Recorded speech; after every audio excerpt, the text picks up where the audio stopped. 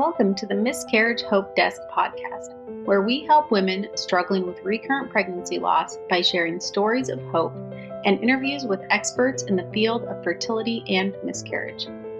If you want to download our free lab checklist, go to miscarriagehopedesk.com/labs. Again, you will go to miscarriagehopedesk.com/LABS to download your free checklist. If you want to connect with others going through recurrent miscarriage, please check out our show notes for a link to our Facebook group. Now I'm going to hand it over to your host, Laura Bowder, for today's episode.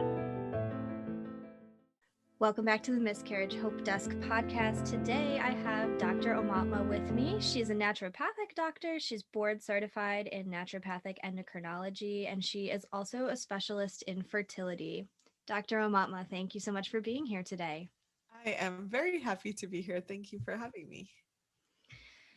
Yes, of course. So to start off with, why don't you tell us a little bit more about you and your background and why you decided to go into this area of expertise? Yeah. So my background is I kind of grew up wanting to be a doctor, and I was told that that was my path in life, like I didn't really have very many options. I'm Indian descent, so my parents were just like, yep, you're going to be a doctor. That's your choice. We have decided. Yeah. And then I got to college and realized that I really didn't like anything that I was learning. I really didn't like that my major as a pre-med was literally just like memorize everything. Yeah. And I just was like, there has to be more to this. Like, I can't really do another 8 years of school with this. And I was really into religion and spirituality and even the like psychology stuff. So for me, I was like, well, I see how all of this is interconnected. Why doesn't anyone else speak that? And I would keep asking my pre-med professors, like, where's the mind, body, spirit? Like, why aren't we talking about this? And they're like, oh no, that doesn't exist. And then I'd go to advisors and they were like, oh, you need to move to California because you're a hippie. Oh. It was like, that's not the answer I wanted. So I kind of had given up on medical school until 1 month before graduation. I got a pamphlet from a naturopathic college, and the cover said "Mind, Body, Spirit, Become a Doctor," blah blah blah. And I opened it up, and it was like homeopathy and Ayurveda and nutrition and like all the things that I had kind of been interested in but hadn't really like figured out how to train in, and they were all in one school. And I was like, that's it, I'm gonna go be a naturopathic doctor.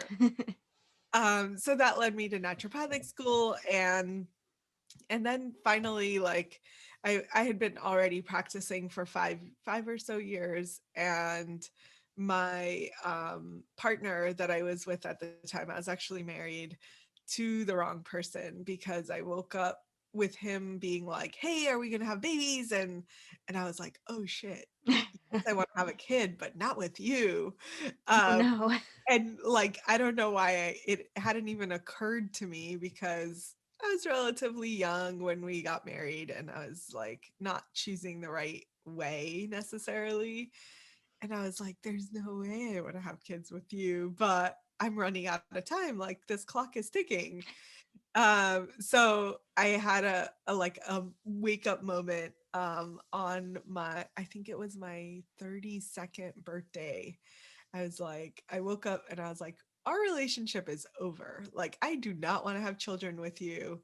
And the year kind of leading up to that birthday, I had just been researching massively, like, what can I do for my fertility? How can I support my fertility? How can I like really take steps so that I know that if and when I meet the right person, I can have a child without huge issues. So that's kind of how I got into it. And I kind of had started sharing about what I was finding in my research. I was like, hey, we're telling women that their fertility drops off a cliff at 35, but that's not actually true. We're telling women that they should try for a year before even going to see a doctor. That's also not true.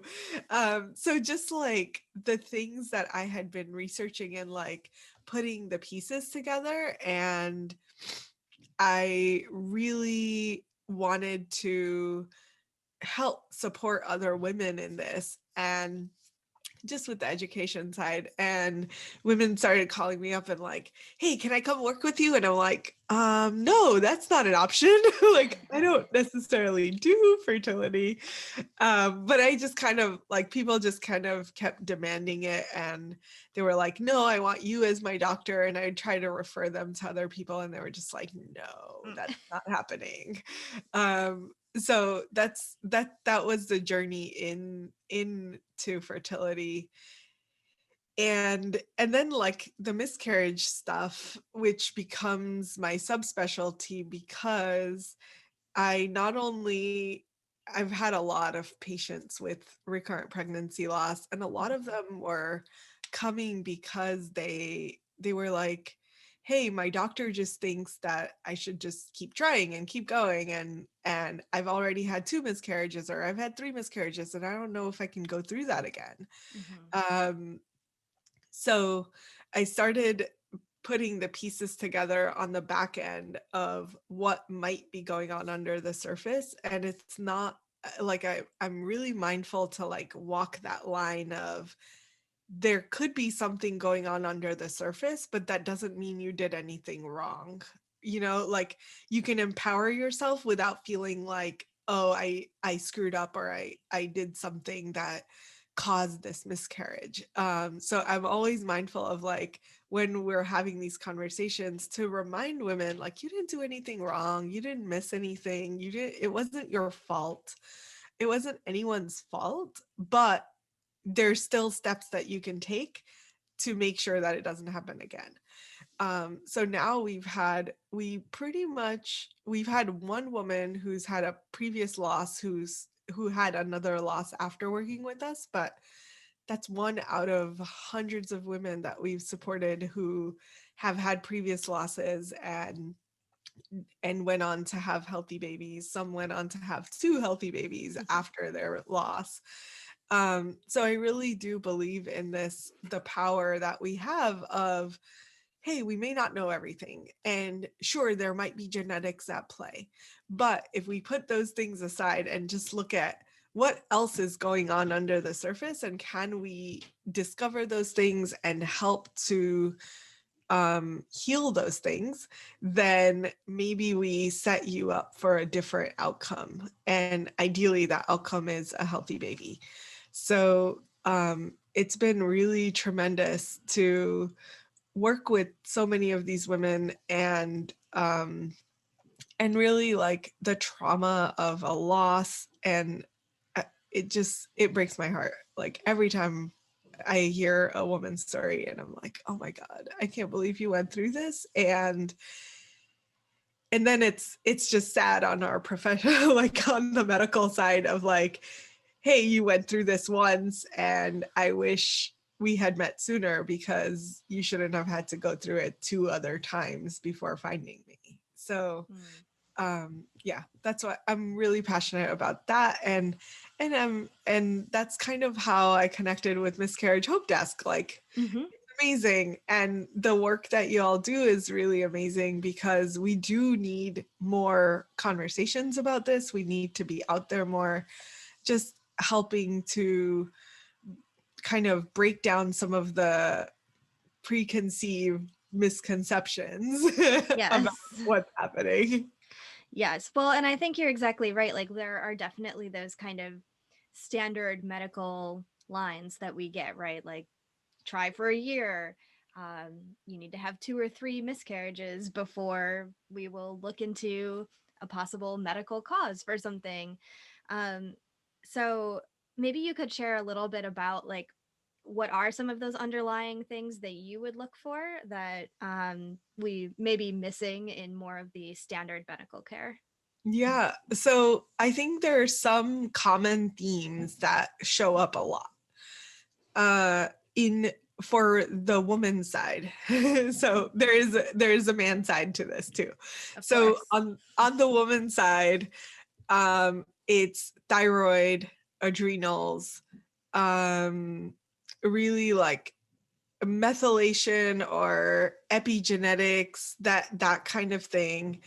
They're like histamine intolerance. There's a bunch of like really generalized things that we don't really think about in the context of pregnancy or healthy pregnancy. And often those things are thought about a little too late. So with thyroid, it's like we know that the Western medicine world recognizes that your TSH should be below 2 once you're pregnant. But why aren't we looking for that before you get pregnant so that you can make sure that that first 6 weeks where you're not really even knowing that you're pregnant yet can be supported in the way that it should. So that kind of stuff, I think the other, I would say like endometriosis and polycystic ovarian syndrome, PCOS, those two tend to be really common. And the number of women that have not even been worked up to see if one of those conditions might be happening, and they have a lot of the symptoms, and they come in and I'm like, oh, you have PCOS. And they're like, what? Why didn't my doctor tell me? And so it's just like a little bit of a stop of like, wait, why aren't doctors screening for this, right? How come we have this kind of deficiency in our system where women can go to their doctor and say, hey, I'm having intense pains for like 6 days every single month, and it's like a 10 out of 10, and I'm laying in bed and they're like, here's Xanax. Like, Yeah. Yeah. what about let's screen you for endometriosis and see if that's what's going on. So endometriosis and PCOS definitely increase pregnancy loss rates, and should be addressed. And then probably my favorite one is uterine inflammation caused by gut inflammation. So Mm. there was a study, I think it came out in 2017, that was really awesome because they essentially said that if you have leaky gut in your intestines, so intestinal permeability in your gut will cause intestinal permeability, not in your intestines but also in your uterus. Hmm.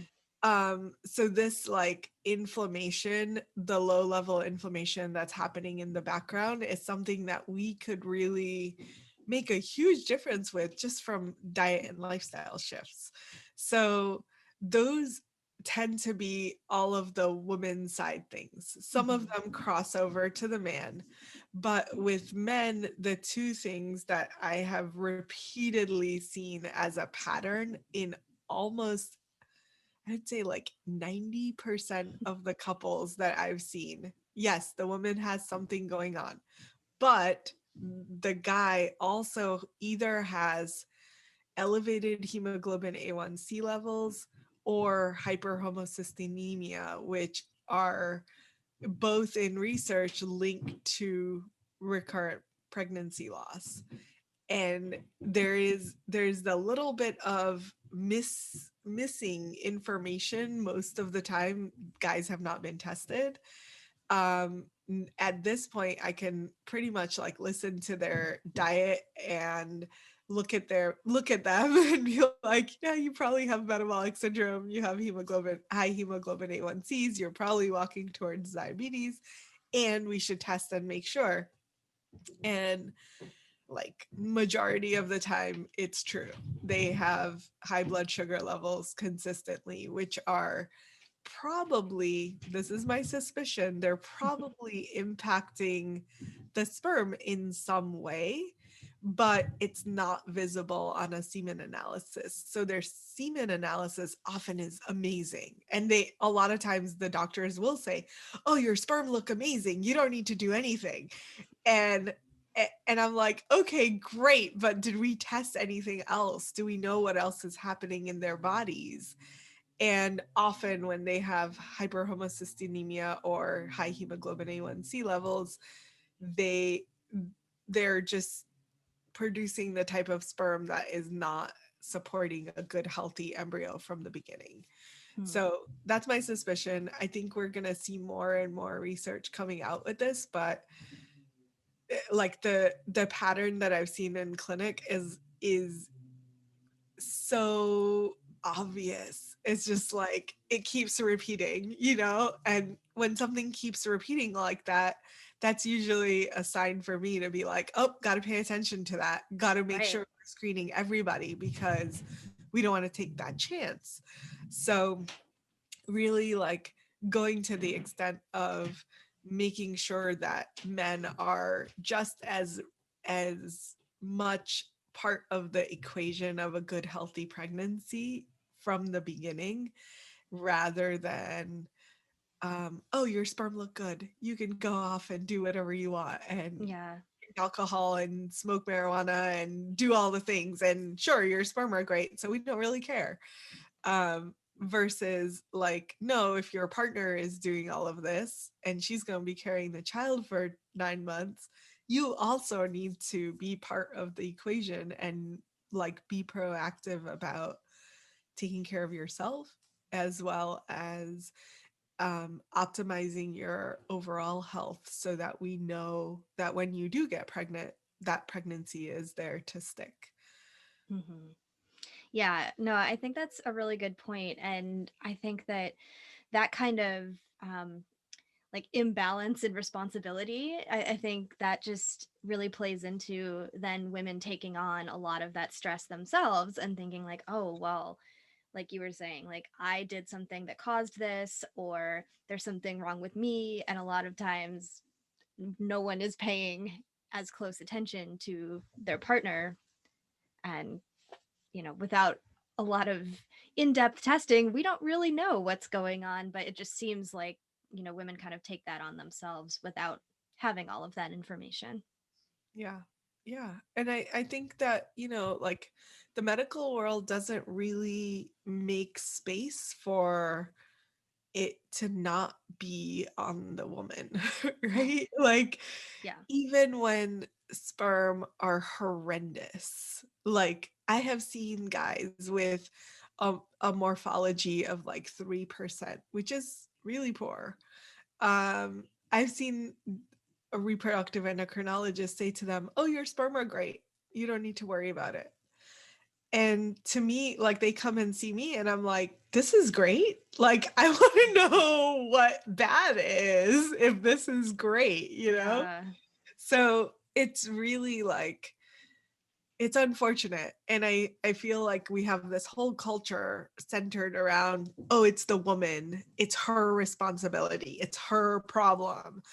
And the reality in research is just not true. Like 49% of the time it's the male, it's male Oh, factor wow. fertility. So Yeah. it's really like, how do we create different markers, different analyses from the beginning that really put the power back into the couple's hands if they are a heteronormative couple, that is, um, and and really like make sure that we're using the language that empowers both people. Neither one is at fault, but both people can be empowered to take action. And yeah. Right. Well, and I think that's a great way of putting it, in that use of language is not the point isn't whose fault is it, right? The point is, what can we do as a couple to move forward in a way that feels right to us, that, we feel empowered to do something, moving whatever direction you choose after a loss. Yeah. Yeah. And so that's the other frustrating part of recurrent pregnancy loss, right? Is that, I mean, you have this trauma, and then I think it's just natural to want to know kind of, was there some underlying reason? Why did this happen? And you're met with, well, it needs to happen a couple more times before we look into this for you. Yeah. Yeah. And that's just heartbreaking, right? Like if you're the couple going through this, you want to know what could be happening, that maybe it's not the perfect answer, but at least something that will give you the sense of like, okay, we can adapt a little bit and then try again. Even if you're not changing your whole lifestyle, if you're not changing your whole entire life around this, it's still like there's definitely steps along the way that we could say, hey, tweak a few things and then try again, instead of feeling like, hey, don't do anything, don't change anything, try again, and it'll probably be fine. And then it happens again and you're like, really, seriously?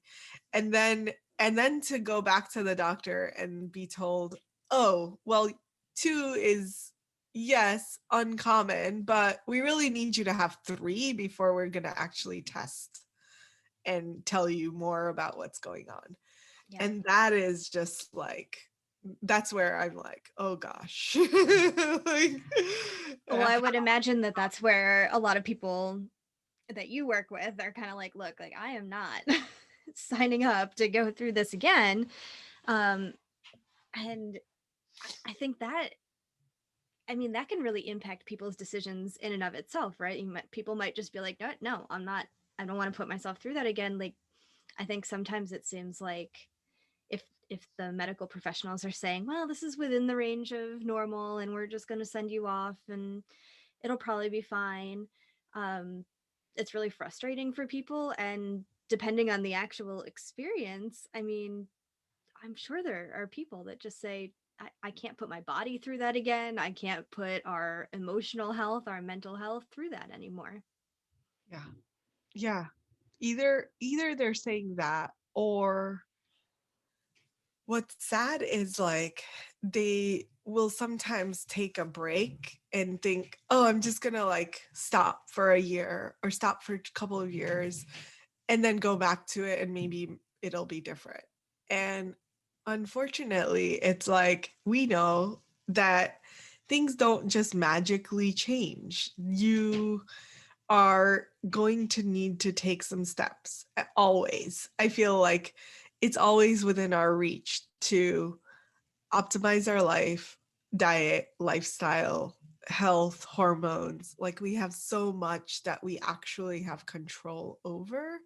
But when we get this message of, oh, everything's like, it's okay to have one loss, that's really common. And it can be like, I know couples who have had one loss and then like their very next time, great, no problems, they have a healthy pregnancy, they go on to have a healthy baby. But in what's I'll share this, which is really weird. Like I had dreams of having a loss my first like 6 months of pregnancy. I every single day I was in this like fear around, oh my God, I'm gonna have a miscarriage. And maybe it was partly like I've just seen so many women go through this. Partly it was even for me, who like talk about this stuff all day. I have retrained my mind in so many different ways, yet the subconscious was still like, oh, you're an older woman, so the likelihood of you having a miscarriage is really high. And like it took me 6 months to shake it off. Like we didn't tell anyone we were pregnant until I was actually visibly showing, because it was just so scary for me. And like I could only imagine what if I had been through a loss once, like what life would be like for number 2, right? Like when I get pregnant again, that is going to be 200 times more intense. And if I could go into that experience like, hey, I highlighted some things that were out of whack, I took charge, here's what I see that's different, I feel different, and then I get pregnant, I'm going to have a much different reaction to being pregnant the second time than when I was the first time. Hmm. So Yeah, that makes even sense. yeah, so even if it's just from the subtle, like, I can relax about this, is better than not doing anything. Yeah. um and then our bodies are like holding on to the trauma. So that's another piece that we work a lot with our couples on is, you have experienced this loss, you have maybe grieved in some way, hopefully. A lot of people just are like, oh, we had a loss, we're just going to try again and keep moving, and they don't give themselves the time to grieve. But even if they have grieved in some way, the likely chance that their body is holding on to the kind of memory of that loss is really, really high. And it's often held in the uterus. So when you get pregnant again, that memory is just triggered, and all of the stuff that you experienced the first time comes right back. So I can tell you, like, I had a one of my patients from a while ago. I always remember her because she had had 3 losses. By the time they came to me, they were like, we've been to 3 different IVF clinics, they won't accept us. They say my FSH is too high, AMH is too low, they're telling me I can never get pregnant on my own. And basically my best chance is to go and get an egg donor. And they were like, they're like, we'll just do anything, we want to have our own child, right? We don't want to have an egg donor. And I looked at her hormones and I was like, well, I can see why you're having pregnancy losses. Her estrogen was off the charts and her FSH was kind of okay, but it was only okay because the estrogen goes and suppresses the FSH abnormally. So I was like, yeah, so this is happening, this is why it's happening. And then I looked at her partner and I was like, and you probably have blood sugar issues. He was overweight, abdominal obesity, like classic, and his diet was crap, and he spent all day sitting in a car because he's an Uber driver. And I was That like, would do it. Yeah. yeah, I'm like, you have no physical movement, you have a crap diet, and you just have the body type that's telling me this is going to be an issue. Sure enough, he was pre-diabetic, even by Western standards. Um, so I was like, okay, well, that's contributing to the types of pregnancies you've had. She went on to get pregnant. She got pregnant, I think, at the 8 or 9 month mark of us working together. And she like kind of freaked out so much. Like, we had done all the work to release the emotions and all of it, and she freaked out at the fact that she was not having any symptoms. Mhm. So she went through her first 3 pregnancies. She was like, they were intense, I was feeling pain all the time, and back pain, low abdomen pain. And then when she got pregnant with us, she didn't have any of those symptoms. And she was like, this can't be normal, it just feels way too weird. And she would literally message me every single day of her first trimester, and then almost like weekly of her second trimester. And it took her through the second trimester to really accept that this was going to happen, this was a good, healthy, viable pregnancy. Yeah. So she went on, they had the baby turned 1, and on the baby's like 1 year birthday, they sent me photos and everything, and they were like, and we're ready for baby number 2. And I was like, great. So, and we knew this going in, like they had that plan all along. They're like, if this goes well, do you think we can have number 2? And I was like, it's possible, I'm not going to guarantee it, but it's really possible. By this time, she's 41. This is 3 years after doctors had told her she'll never have a child on her own. Yeah. And um, and she messaged me. I was like, great, go back on the supplements I had recommended for you before you got pregnant. And a month later, she was like, we're pregnant. um, so, and she went on to have baby number 2. So baby number 2 was born in December, which is like just so amazing to me. Yeah. That this woman who had 3 miscarriages told all these things about what was and wasn't possible for her body, and for her to like go on and have 2 healthy pregnancies back to back Yeah. is incredible. And I feel like it should be possible, right? Like this isn't a thing that is abnormal in our practice, because if you've done the work, if you've like healed what's happening under the surface, there's no reason that you should go on and continue to have losses. Yeah. Well, and it sounds like there's, the more like tangible or physical kind of work to do, and then some of that emotional healing as well. Do you have any thoughts or recommendations on like how long to wait after a loss? Yes. So this is based on Chinese medicine. It is to give your body at least 3 healthy cycles. So not the like I had a weird cycle for 5 days I bled and then 10 days later I bled again. Like that can't count as a normal cycle. So giving yourself like 3 cycles of absolute regular menstruation and ovulation before you even start trying again, at least. So that's the Chinese medicine recommendation, and I agree with that. And there's definitely like that middle ground of it's easy to do a consultation before you even start trying again. So you can, our clinic offers $1 consultations. They're not with me, they're with a practitioner that I've trained, but you could apply for one of those and we're happy to tell you like, hey, this is what we see and you might want to do something before you start trying again. Or hey, everything looks relatively normal. Let's just tweak a little bit of lifestyle stuff and go on and go get pregnant.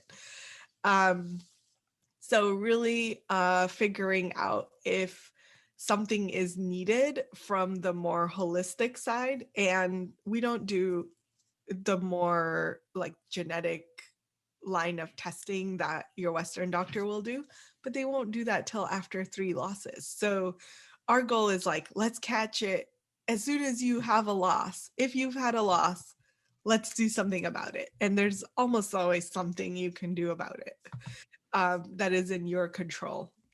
And then if it happens again, then you can say like, okay, maybe there's some deeper genetic thing that's happening, or apolipoprotein or whatever other more medically things could be happening. Mm-hmm.